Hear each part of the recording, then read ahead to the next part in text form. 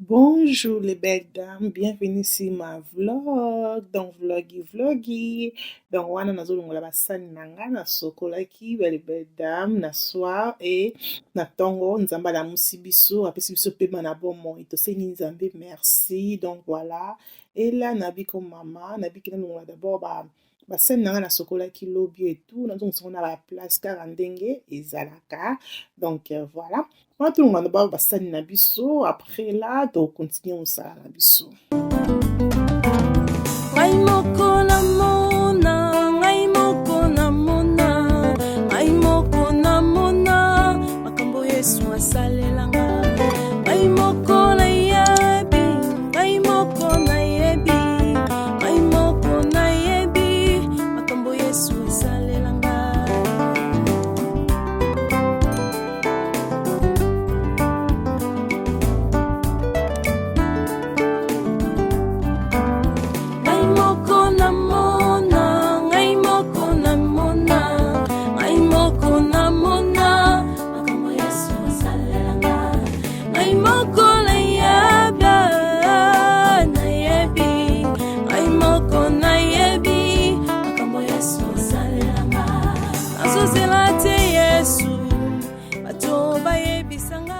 Ma belle, après kolongola basani nanga et kopangusa ba armoire nanga parce que cuisine nanga la qui propre,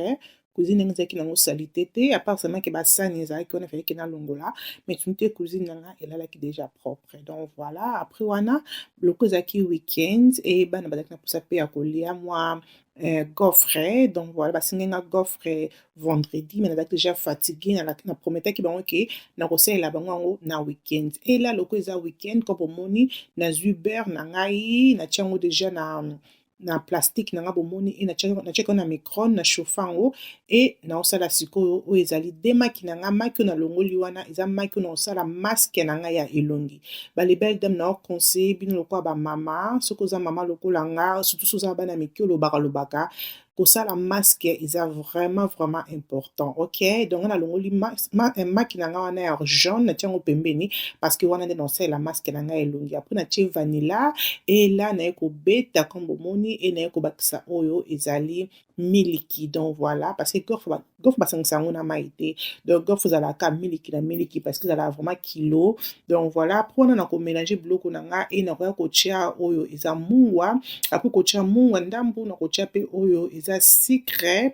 Donc voilà, dans ton on il faut toujours calculer na mutu ya, ko calculer na mutu c'est vraiment important. Donc oche omoni ke kokito meki et tout. Après on a balusi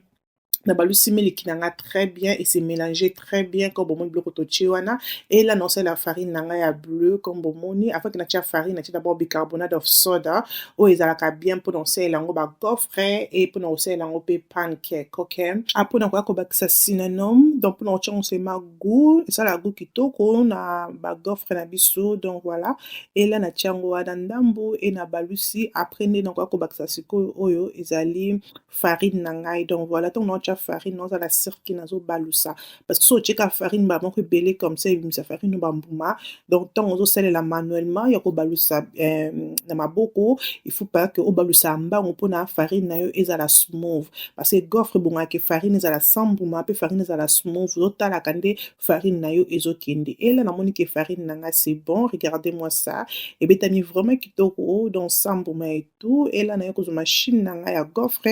et na pako libère na na machine pour que ekanga nini te pati nanga te. Voilà, après on a ko tia siko oyo ezali pati na biso ma belle faut yoka nchunga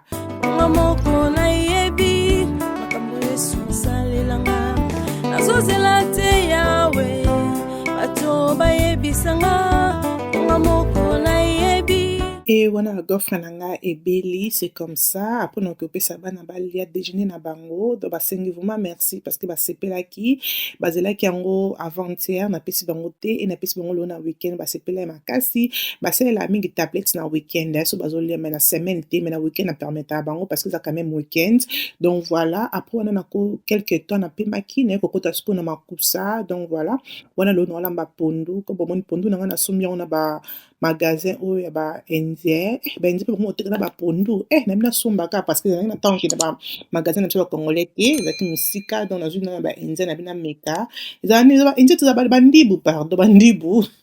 bandibu bango na baindien te bango na baindien te bashe mpe bandibu donc voilà mpo naye kotia oyo ezali poiro e natie mpe oyo ezali mungwa e naye kotia oyo ezali mafuta ndambo e nayeki omatisa nzungu na ngai na moto na otika yango pendant temps 40 à 50 minutes comme ça pour que naye kobakisa oyo ezali poisson nanga na tieki ezalaki poisson ya malangwa donc voilà comme na otika nzungu nanga mpona 40 minutes oyo 50 minutes avant kina obakisa balégume nanga pondu et comme oyebi ke pondu nanga na olia yango moko te et là na olia pondu nanga na soso donc voilà et na okata soso nanga kaka nde ezalaka comme naesala bajeune fille na biso ntango okata soso ozala sire ke parti nango nyonso basoso ezala na baposo lobaki so ozalaki ozosala soso ezalaka na baposo te mais so oza soso makasi comme so ozokata yango ntango ozokata soso na yo zala sire ke soso na yo eza na baposo na baparti nango nyonso donc nga soso nanga so na kati yango boye ezalaka na baposo na baparti nyonso apart sema kingo nalingaka poso ya kingo te namona yango trop salite donc nalongola poso ya kingo mais apart ça baposo mpe so namona ezala salite comme ozomonaki nazolongola mais sino te baparti nanga nyonso soso ezalaka na baposo nango donc voilà apres kokata soso nanga comme bomoni wana na okata yango très bien et nakoya konettoye soso na biso mais mpona sikoyo tokata na soso na biso makambo yesu asalelanga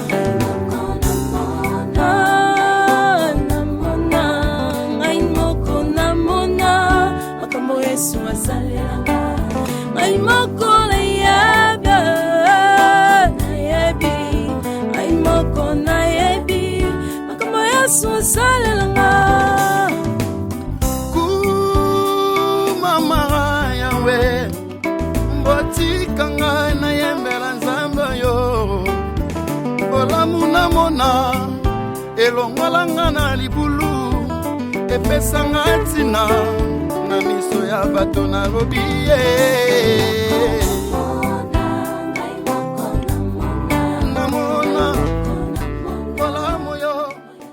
Voilà ma belle, après qu'on nettoye poulet nanga comme bomoni nakoya kotia sikoyo oyo ezali tangawisi nanga ya fraîche nazo rapango et nako rapepe oyo ezali ai nanga ya fraîche, OK?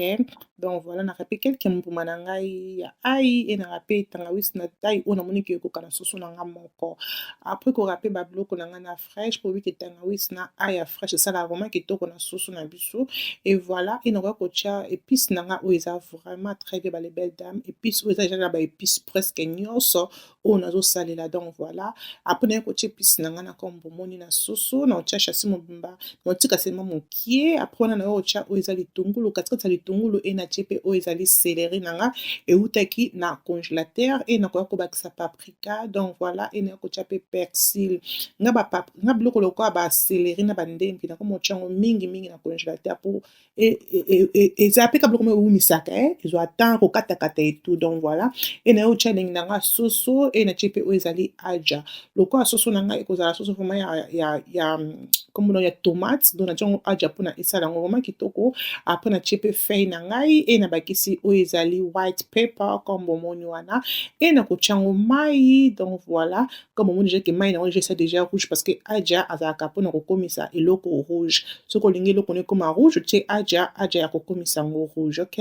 Donc voilà après on naye kobakisa mungwa nanga ndambu e na matisi nzungu na ngai na moto donc boyebi keza soso makasi il faut ke elemba avant ke toya kosala oyo tokosala na soso na biso apona ye kobwaka misu na pondu namoni ke pondu nanga mai ekiti e nabakisi mai na pondu e nakotika yango encore mpona 20 minutes comme ça etoka lisusu bale belle dame e naotiasi bandebu te nayebi pondu nanga ifo vraimen etoka e la naza na balégume oyo naolakisa bino balégume oyo nyonso yango tokoki kokata misusu tokomixa yango pour ke totia na pondu na biso tokata d'abord balégume na biso bale belle dame.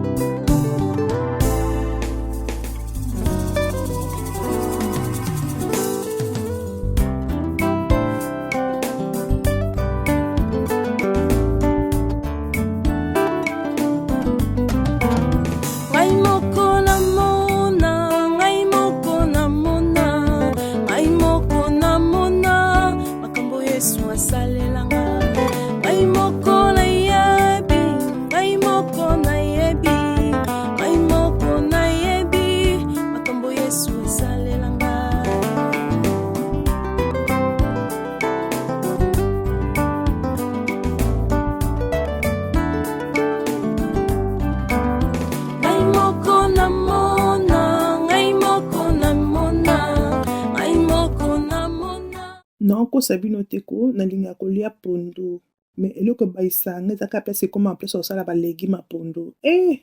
epesaka nga kanda moko anyway balibedam balégume na nga nasali ekomi nga comme ça et après wana naki olongola sikoyo malangwa na nga oyo natiaki na pondu donc voilà naolongola mikuwa boyebiki malango eza na mikuwa mike ebele fo vraimen kolongola yango sino te eza dangereux mpona bana so bana baliaka biloko africaine donc voilà après naye kozongisa yango na nzungu nkombo omoni nazalaki mpe na pichard na nga oyo ezali ya 100 tomate donc nkombo ozomona natia mpe yabo ya tomate so ya 100 tomate eza te namoni ya tomate nasombi na nga natiaka mais na préférera mingi ya 100 tomate après wana naye kotia oyo ezali balégume na nga nyonso nkombo omoni oyo nakataki na bino natie mpe na mbuma na nga pilipili wana molai ya vert nakoya kobakisa mai nkombo omoni nakotia mpe bouillon na nga ya onga nakotia mpe bouillon na nga oyo ezali ya vegetable que j'aime bien vraiment bouillon oyo ezalaka vraiment kitoko nakoya kobakisa mpe oyo seasoning bouillon na nga bozomona wana babouillon oyo naotia ezala nao mingi na mungwa te balebedam so oza moto olambaka ezala mingi na mungwa te ezaka babouillon oyo esalaka goût kitoko ok donc après wana naye siko kotala nzungu na nga namoniki nzungu na nga etoki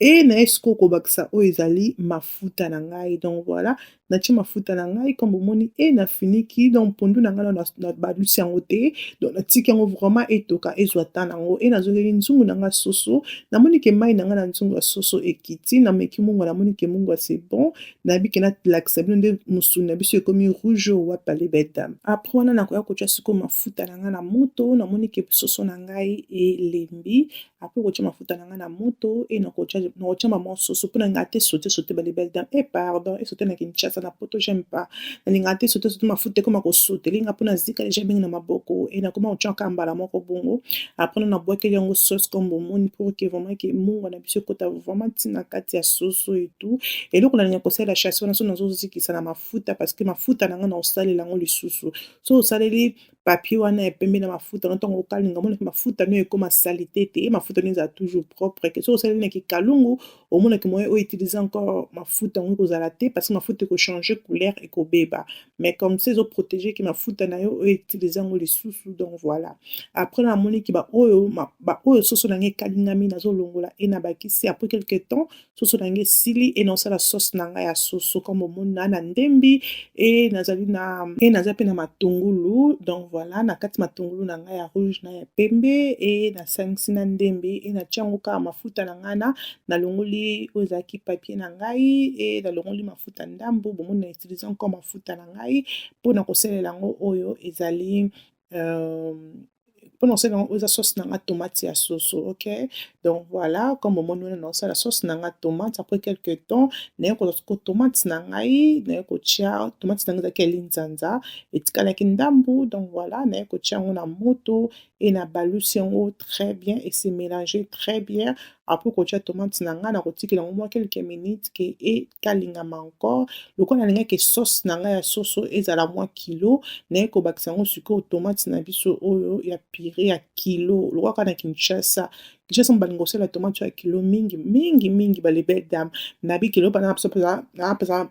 nokoloba te balebedam bolimbisa nabi kilo mpana nza naposa ke soso na ngai ezala wana sauce kilo wana sauce bloke nde nalingai naposa nango bongo après nabakisi mai nakotikela yango temps ata 25 minutes à 30 minutes balebedam tika tant ke sauce na yo etoka parce que boyebaki tomate wana pere ezalaka vraiment ngai soki otiki sauce no etoka te okosimba touche donc après 25 minutes à 30 minutes comme ça namoni ke sauce na nga kobo omoni ke c'est bon après wana nde sikoyo nakoya kotia yango na nzungu na ngai ya soso ok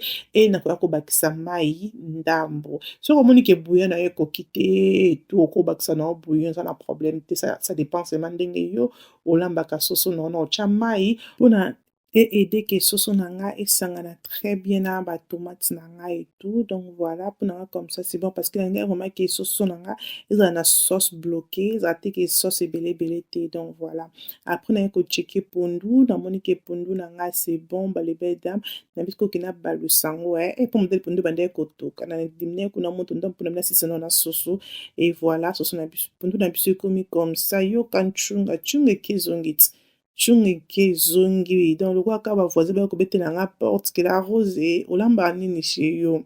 Donc voilà, prenez que balusa pondu nanga comme bomoni, pondu nanga c'est bon. Bomoni que ma ekiti, mafuta vraiment emati. Ngelo kuna sala avant que pondu nanga comme na suka na ka ochango loko ata na 20 minutes na moto à 3 ou bien 2 demi. Na tika pa na moto moko assez et bien la malembe. Et là na ko checker pe soso nanga, bomoni que soso nanga pe c'est bon. Na moni pa que mafuta emati, oui c'est bon. Ba lebeda nanga pas sauce nanga za comme ça, sauce bloquée.